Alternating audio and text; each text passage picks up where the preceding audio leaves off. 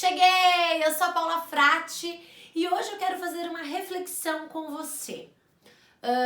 Você já parou para pensar nas expectativas que o teu filho tem em relação a você? Você já parou para pensar o que o seu filho espera de você enquanto mãe? Porque eu tenho certeza que você espera muitas coisas do teu filho ou da tua filha. Você espera que teu filho vá bem na escola, que ele seja feliz, que ele tenha amigos, que ele tenha saúde, que ele seja uma criança alegre, que na adolescência ele tenha uma adolescência tranquila, longe das drogas, de situações perigosas, que ele tenha sempre boas companhias por perto, que na vida adulta ele consiga fazer uma faculdade, que ele consiga trabalhar, constituir família. Acertei? Algumas dessas minhas falas correspondem às suas expectativas? Tenho certeza que sim. Mas você já parou para pensar no que o teu filho espera de você? Quais são as expectativas dele? Será que eu estou atendendo as expectativas do meu filho? Essa é a reflexão que eu quero fazer com você hoje. E vou fazer essa reflexão tendo como referência um atendimento que eu fiz essa semana de um paciente que eu acompanho já há alguns anos. Ele tem 16 anos hoje em dia, mas eu já acompanho ele há algum tempo. E nós tivemos essa conversa durante a sessão. Nós conversamos sobre as expectativas dele em relação aos pais. Quais atitudes dos pais favoreceram o desenvolvimento dele e quais atitudes prejudicaram o desenvolvimento dele no que diz respeito ao TDAH, tá bom? Porque ele tem TDAH. Então, eu quero compartilhar com vocês porque ele falou coisas muito interessantes, muito legais. E as atitudes que ele descreveu como atitudes que prejudicaram o desenvolvimento dele, não o desenvolvimento como ser humano, enfim, o desenvolvimento dele mais no que diz respeito na relação com os pais, tá? As atitudes dos pais que mais prejudicaram essa relação foram as seguintes. A primeira que ele citou foi incompreensão por parte dos pais. Quando os pais não entendiam o jeito dele. E ele disse, eu sou assim e eu não queria ser assim. E muitas vezes os meus pais me criticavam por ser de um determinado jeito, por agir de uma determinada maneira, só que isso estava além do meu controle, eu não conseguia controlar. E eu me sentia errado por isso.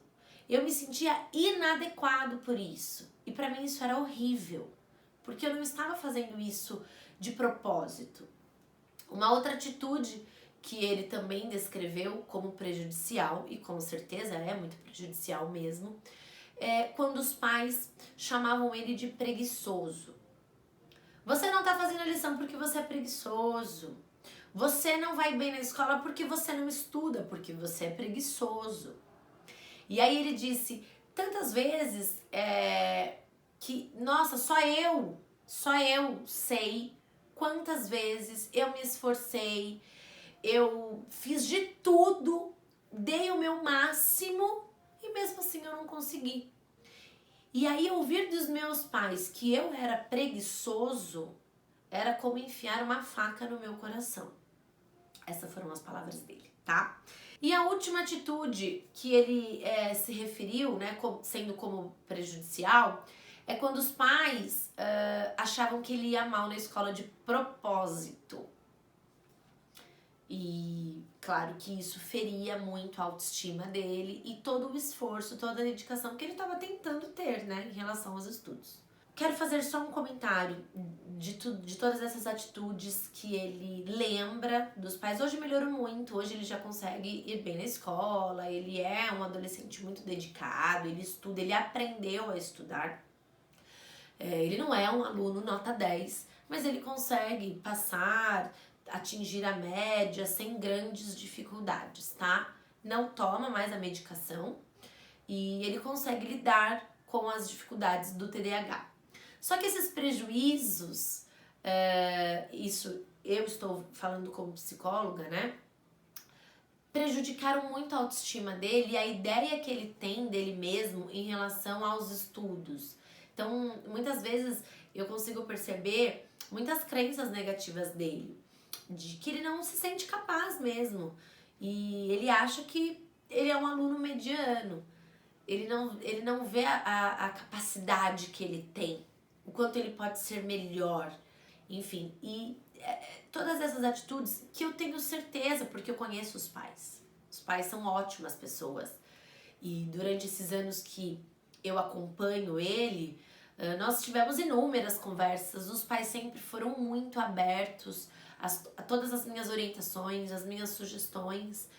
Mas ali, na hora da raiva, no desgaste emocional, o pai fala que o filho é preguiçoso, a mãe fala que o filho faz isso de propósito, não compreende a atitude porque é difícil mesmo. Então, eu estou falando tudo isso não para julgar a sua atitude de forma alguma, mas para refletir e trazer para consciência. Às vezes os pais têm algumas atitudes e acham que a criança nem absorveu, passou batido. Só que não.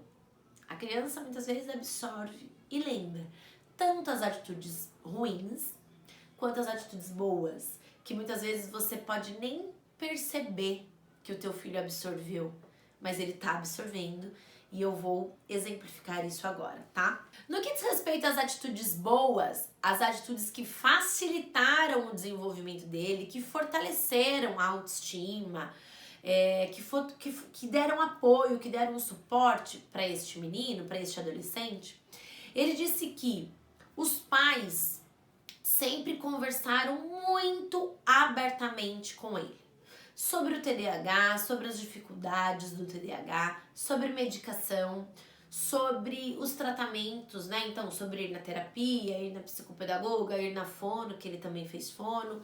Enfim, os pais sempre tiveram uma conversa muito clara, muito aberta com ele. E ele sente isso com muita alegria.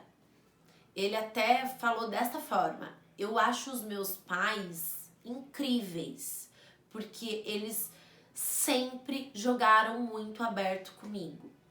E eles sempre perguntaram a minha opinião. Olha que importante isso. E ele falou, desde muito criança, eles sempre se preocuparam em perguntar a minha opinião sobre medicação, sobre tratamentos. Eles sempre perguntaram, filho, você precisa tomar essa medicação por esse motivo. Você quer tomar? Como é isso para você? Olha que precioso isso. Você considerar a opinião do teu filho. Primeiro você explica qual é a necessidade daquela medicação, daquele tratamento. E depois você se importa, você considera a opinião do teu filho, independente de quantos anos ele tem. Porque o teu filho faz parte disso. E você precisa aprender a ouvir a tua criança, porque é a tua criança que vai direcionar o caminho.